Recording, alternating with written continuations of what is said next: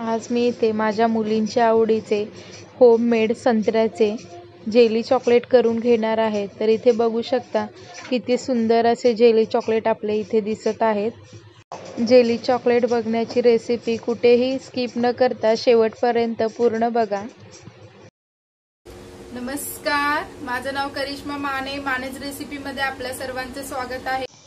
इथे मी 3 संत्रे घेतले आहेत आणि संत्रे आता मार्केटमध्ये खूप सुंदर असे येत आहेत आणि खूप ताजे येत आहेत आणि संत्रे ही खूप स्वस्त आहेत मार्केटमध्ये।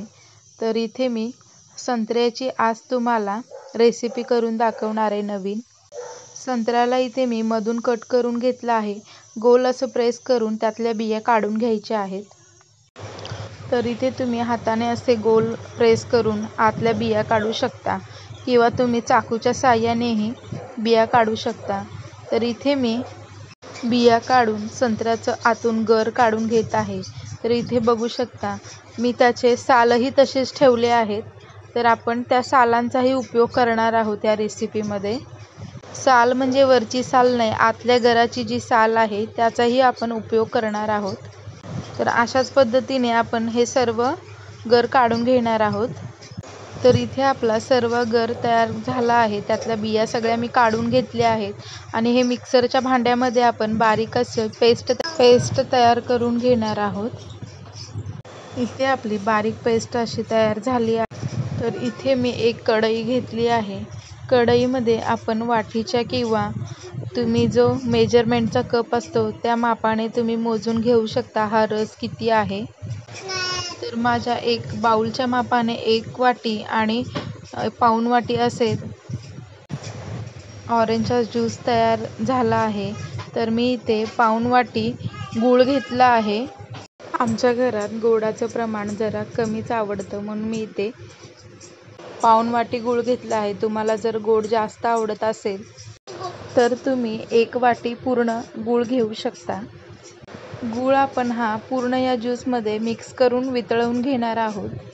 गूळ घातल्यानंतर यामध्ये आपण अर्धा लिंबू पिळून घेणार आहोत आंबट गोड चवीसाठी। लिंबू पिळण्याचा माझा व्हिडिओ स्किप झाला आहे। इथे मी 30 ग्रॅम मिल्क पावडर घेतली आहे। तुम्ही कोणत्याही कंपनीची मिल्क पावडर घेऊ शकता।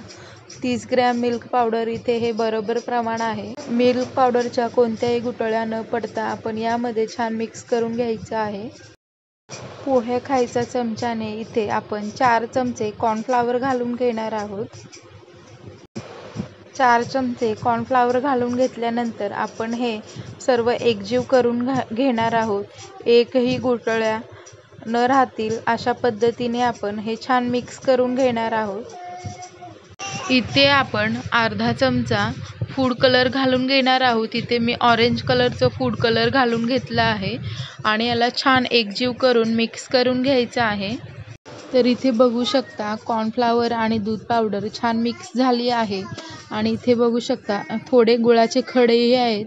तर आता आपण गॅसवर ठेवूया। गॅसवर आपण हे सर्व सारण शिजण्यास ठेवून देणार आहोत।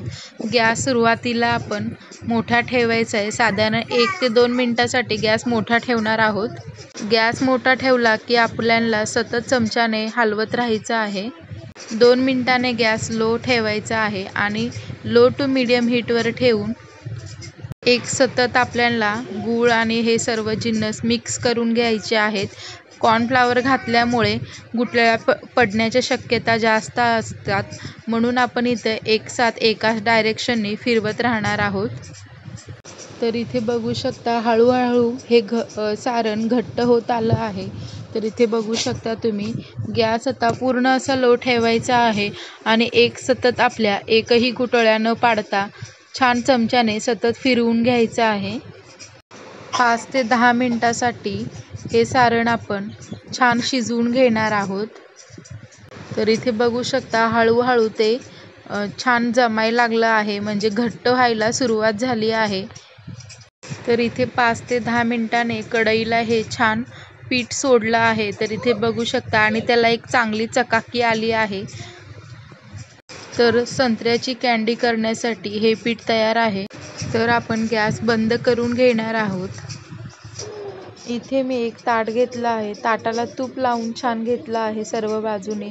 आता आपण तयार केलेलं जे जेली आहे संत्र्याची, ती ताटावर घालून छान अशी पसरवून घेणार आहोत. इथे जेली आपली छान पसरवून झाली आहे. 10 ते 20 मिनिटासाठी ह्याला सेट होण्यासाठी असेच बाहेरच आपण ठेवून देणार आहोत. 10 ते 20 मिनिटं झाली आहेत आणि आपली जेली छान सेट झाली आहे. तर इथे बघू शकता, तर छान आपलं लगेचच पटकन हातामध्ये घेतल्यावर जेली तयार झाली आहे आणि ताटातनं हातावर घेतल्यावरती कुठेही चिकटली नाही आहे, अगदी पटकन अशी वर आली आहे. तर इथे मी एक बाटलीचं झाकण घेतलं आहे. बाटलीच्या झाकणाने आपण या जेलीमध्ये छोटे छोटे चॉकलेटचे जेली तयार करून घेणार आहोत. तर इथे बघू शकता मी कशा पद्धतीने ह्या जेल्या करून घेते.